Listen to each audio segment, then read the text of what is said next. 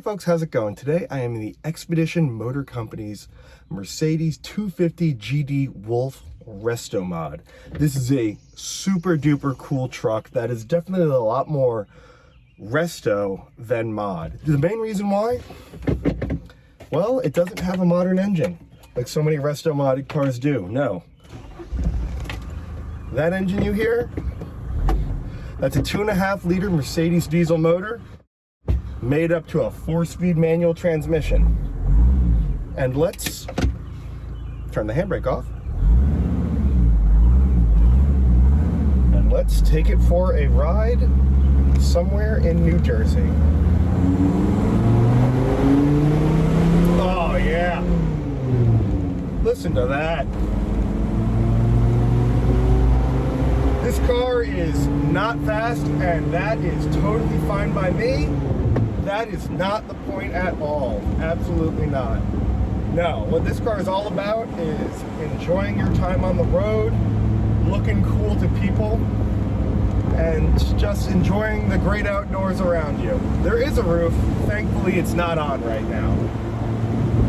And I'm sorry for shaking so much. It's kind of a bumpy road, and this is an old rattly diesel engine. Not terribly rattly, though. Make it work. You'll be fine. More interesting than having like an LS motor in here, isn't it? I think so.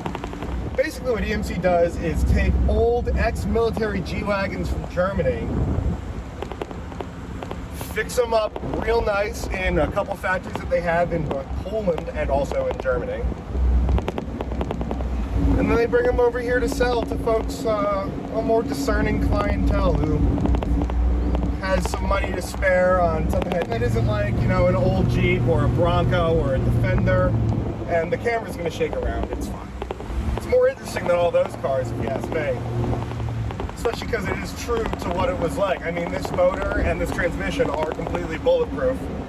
And I sort of mean that literally, considering it is a military vehicle. Wow, red match!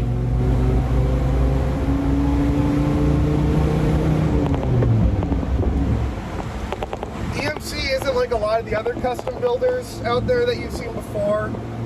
They're very focused on the short wheelbase Cabrio GD 250 GDs, excuse me. I don't want G-Wagoners to yell at me. And that's just simply because that's what the owner likes, and I kind of respect that. These cars are his passion, and he's decided to turn that passion into a pretty solid business here in Central Jersey. I guess we could say we're in Central Jersey today. All of their cars are either between 1990 and 1993, I want to say. That's the specific 250 Wolf that they specialize in.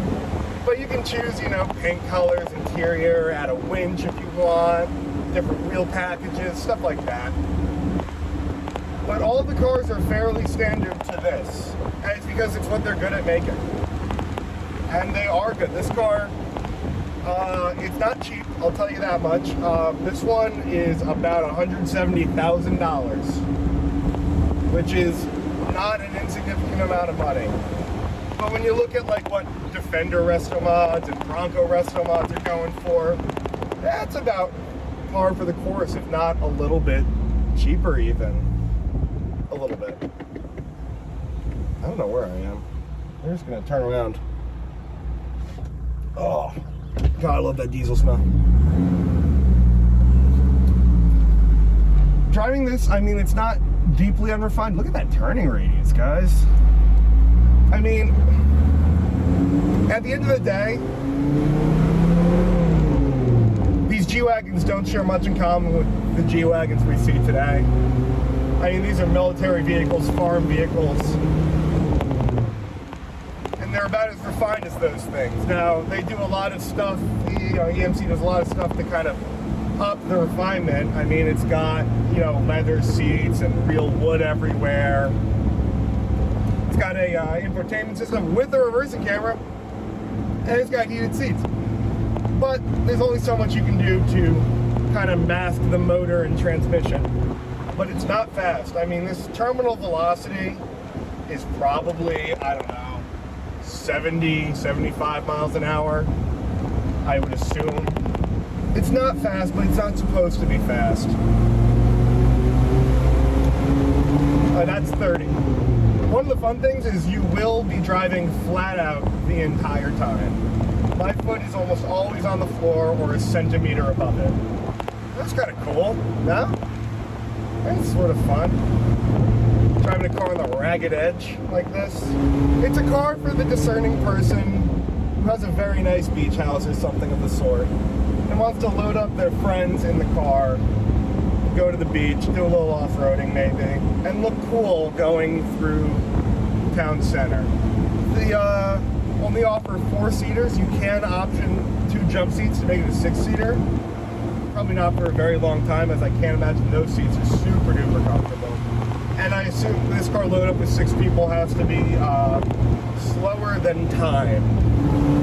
The 4-speed manual has a crawler gear and there's a low range gearbox right behind it that apparently you can really get the gearing down low if you're a more serious off-roader than I am, considering I'm not a serious off-roader and I'm on the road. So we're keeping it in regular high. EC's owner tells me that they spend over 2,000 hours of labor getting these cars nice and ready to go. And they're usually, when they get them, they can be pretty rough. I mean, they're ex-military vehicles that weren't really cared for. But because they're old G-Wagons, they are mechanically indestructible.